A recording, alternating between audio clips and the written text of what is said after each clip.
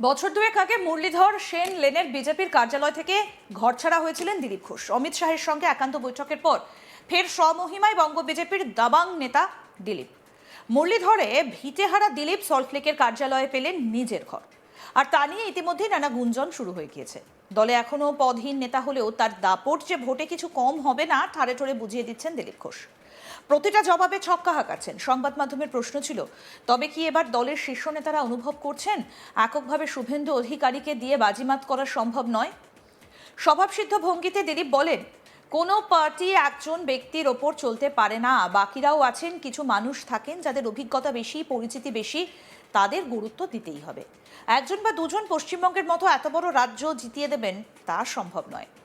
শুভেন্দুকে নিয়ে প্রশ্নের উত্তরে দিলীপের এই জবাব তাৎপর্যপূর্ণ বলেই মনে করছে রাজনৈতিক মহল। ২৬-এর নির্বাচন আসতে আর মাত্র কয়েক মাস বাকি, তা নিয়ে রাজনৈতিক মহলে জোর চাপানোতর শুরু হয়েছে। তারই মাঝে বঙ্গ বিজেপিতে আচমকা সক্রিয় বিজেপির দাবাং নেতা দিলীপ ঘোষ। অমিত শাহের সঙ্গে দেখা করার পরে তিনি আবারও স্বমহিমায় ফিরেছেন। তবে বিজেপির শীর্ষ নেতৃত্ব চাইছে বঙ্গ বিজেপিতে যে ৪ হেভিওয়েট নেতা রয়েছেন, অর্থাৎ শ্রমিক ভট্টাচার্য, দিলীপ ঘোষ, শুভেন্দু অধিকারী ও সুকান্ত মজুমদার, এই ৪ নেতাকে ২৬-এর বিধানসভা ভোটে একসঙ্গে দেখতে। কেননা তৃণমূলকে বাংলার মসনদ থেকে সরাতে গেলে বিজেপির মধ্যেই যদি গোষ্ঠীকন্দল থাকে তাহলে বিপাকে পড়তে পারে পদ্ম শিবির। তাই পুরনো ঝামেলা ভুলে ৪ হেভিওয়েট নেতাকে তৃণমূলের বিরুদ্ধে হাতিয়ার করে লড়তে চায় বঙ্গ বিজেপি।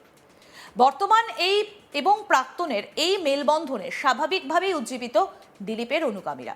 বিজেপির সূত্রে খবর, ইতিমধ্যেই বিজেপির বর্তমান রাজ্য সভাপতি শ্রমিক ভট্টাচার্য এবং দিলীপের যৌথ জনসভার পরিকল্পনা হয়ে গিয়েছে। সবকিছু যদি ঠিক থাকে তাহলে এ মাসেই দুজনকে উত্তরবঙ্গে বিজেপির জনসভায় দেখা যেতে পারে। সেই সঙ্গে শুভেন্দু এবং দিলীপের মধ্যে যে দীর্ঘদিনের ঝামেলা রয়েছে সেটাও মেটাতে উদ্যোগ নিয়েছে গেরুয়া শিবির। কাজে ২৬-এর বিধানসভা ভোটকে পাখির চোখ করে ময়দানে এবার জোর টক্কর দিতে চলেছে বিজেপি। আমাদের প্রতিনিধি রাহি হালদার কি প্রতিবেদন তুলে ধরেছেন, আসুন দেখাই আপনাদের। দীর্ঘ সময় ধরে দিলীপ ঘোষ তিনি নিজেই একেবারে রাজ্য বিজেপির দলের অন্দরে ব্রাত্য হয়ে পড়েছিলেন। জগন্নাথ মন্দিরে নিজের বৈবাহিক জীবন এবং পরবর্তীতে দীঘার জগন্নাথ মন্দির উদ্বোধনের পর যখন তিনি জগন্নাথ মন্দিরে সস্ত্রীক দর্শনে গিয়েছিলেন এবং সেখানে গিয়ে সৌজন্য সাক্ষাৎকার করেছিলেন রাজ্যের মুখ্যমন্ত্রী মমতা বন্দ্যোপাধ্যায়ের সঙ্গে, তারপর থেকেই একেবারে একটা জল্পনার ঝড় উড়ে গিয়েছিল। তবে কি দিলীপ ঘোষ তিনি এবার ফুল বদল করবেন? বিভিন্ন রাজনৈতিক মহল থেকে শুরু করে একাধিক মানুষের মধ্যে, ওয়াকিবহল মানুষের মধ্যে এই প্রশ্নই ঘটছিল, তবে কি এবার দিলীপ পদ্ম ছেড়ে ঘাসফুলের দিকে এগোবে? তবে সেই সমস্ত জল্পনা উড়িয়ে দিয়ে একেবারে স্বরাষ্ট্রমন্ত্রী অমিত শাহ তার যখন বঙ্গ সফর কলকাতায় আসা, সেই কলকাতায় আসাতে এবং কলকাতায় এসে দিলীপ ঘোষের সঙ্গে একান্ত বৈঠক, তার পরের দিন থেকেই একেবারে নতুন উদ্যমে দেখা গেল দিলীপ ঘোষকে। যেখানে দিলীপ ঘোষের বঙ্গ বিজেপিতে থাকা নিয়ে একটা জল্পনা উঠেছিল, সেই সমস্ত জল্পনার ঝড় উড়িয়ে দিয়ে একেবারে পুরাতন দাবাং ফর্মে ব্যাক করেছেন দিলীপ ঘোষ। দিলীপ ঘোষ তিনি কিন্তু এই যে ২৬-এর নির্বাচন, সেই ২৬-এর নির্বাচনে নিজেকে যেমন প্রস্তুত করছেন রাজনীতির ময়দানে লড়াই করার জন্য, ঠিক তেমনই তিনি কিন্তু প্রস্তুত করছেন দলের অন্যান্য কর্মীদেরও। যেটা জানা যাচ্ছে যে দিলীপ ঘোষ অর্থাৎ প্রাক্তন রাজ্য সভাপতি এবং বর্তমান রাজ্য সভাপতি শ্রমিক ভট্টাচার্য দুয়ের এক নতুন যুগল দেখতে চলেছে রাজ্য বিজেপি।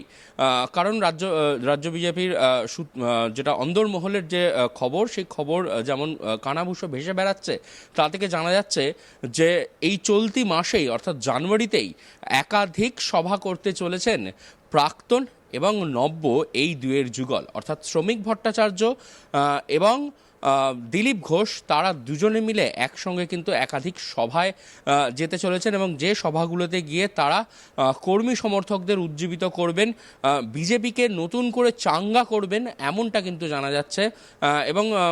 এবং যেটা জানা যাচ্ছে যে সম্প্রতি সময়ে অর্থাৎ চলতি মাসেই একেবারে প্রথম সপ্তাহের শেষের দিকেই নদিয়া, ব্যারাকপুর সহ দক্ষিণবঙ্গের একাধিক জেলায় কিন্তু শ্রমিক ভট্টাচার্য এবং দিলীপ ঘোষ এই যুগল যুগলকে দেখতে পাবে বিজেপির কর্মী সমর্থকরা তাদেরকে উজ্জীবিত করার জন্য, এবং পরবর্তীতে উত্তরবঙ্গে কোচবিহার, জলপাইগুড়ি সহ একাধিক জায়গায় শ্রমিক ভট্টাচার্য এবং দিলীপ ঘোষ দুজনে কিন্তু একসঙ্গে একযোগে বিজেপি কর্মী সমর্থকদের কাছে পৌঁছে যাবেন।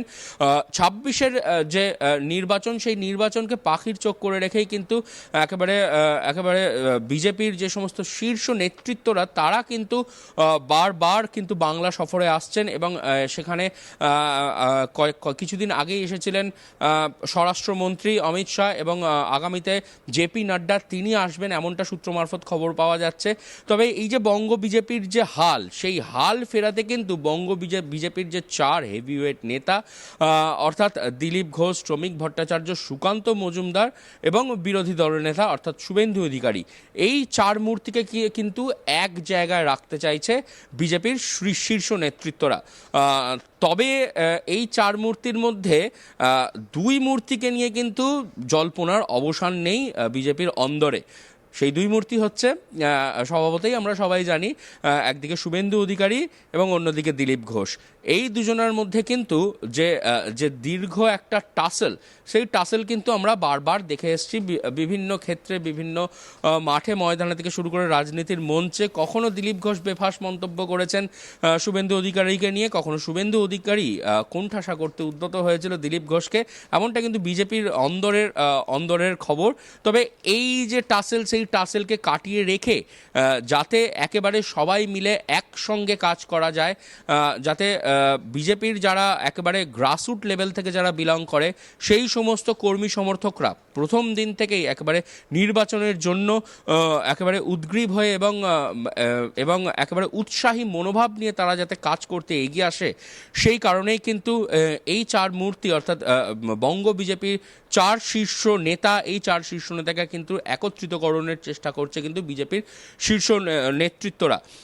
কিছুদিন আগে কিন্তু অমিত শাহ তিনি কিন্তু বাংলায় এসেছিলেন, এবং বাংলায় আসার পরে দিলীপ ঘোষের সঙ্গে তিনি একটি একান্ত বৈঠক করেন। তারপরে কিন্তু দিলীপ ঘোষের কিন্তু একটা যে জায়গা, সেই জায়গায় কিন্তু আবারও পুনরাবৃত্তি করতে শুরু করেন, অর্থাৎ দাবাং দিলীপ, যে বিজেপি কর্মী সমর্থকদের মধ্যে যে কথাটা ঘুরে বেড়াতো দাবাং দিলীপ ঘোষ, সেই দাবাং দিলীপ ঘোষ কিন্তু বিগত 8 মাস যাবৎ কিন্তু কিছুটা স্থিতিশীল হয়ে পড়েছিল, কিন্তু বর্তমানে যেটা দেখা যাচ্ছে যে আবারও দিলীপ ঘোষ যেরকম পুনর্ভাবে উজ্জীবিত হয়েছেন, ঠিক সেভাবেই কিন্তু তার আগের থেকে কিন্তু এখন যে মোবাইলে ফোন আসা এবং দলীয় কর্মী সমর্থকদের সঙ্গে চা চক্র থেকে শুরু করে, কখনো দিলীপ ঘোষকে দেখা গেছে মাঠে গিয়ে ক্রিকেট খেলতে, কখনো ফুটবল খেলতে, কখনো বা পুকুর ধারে দাঁড়িয়ে কর্মী সমর্থকদের সঙ্গে মাছ ধরতে দেখা গেছে। এই যে তার যে কার্যক্রম, সেই কার্যক্রমের জন্য কিন্তু আবারও দিলীপ ঘোষ প্রস্তুত হচ্ছেন, কারণ সামনেই নির্বাচনকে পাখির চোখ করে রেখে বিজেপি চাইছে বিজেপির যে সমস্ত যে মূলত বাংলায় যে 4 মূর্তি রয়েছে, যে 4 হেভিওয়েট নেতার যে মুখ রয়েছে, সেই 4 মুখকে এক জায়গায় নিয়ে এসে মানুষের সঙ্গে কাজে লেগে পড়তে। তবে এরই মধ্যে কিন্তু দিলীপ ঘোষ বনাম শুভেন্দু অধিকারী যে দ্বন্দ্বটা এই বেশ কিছু মাস ধরে রাজনৈতিক মহল দেখে এসেছে, সেই দ্বন্দ্বটা কতদূর যায় সেটাই কিন্তু এখন লক্ষণীয়। আরও আপডেট পেতে দেখতে থাকুন আজ তাক বাংলা, সাবস্ক্রাইব করুন, নোটিফিকেশন পেতে বেল বাটন অপশন প্রেস করুন।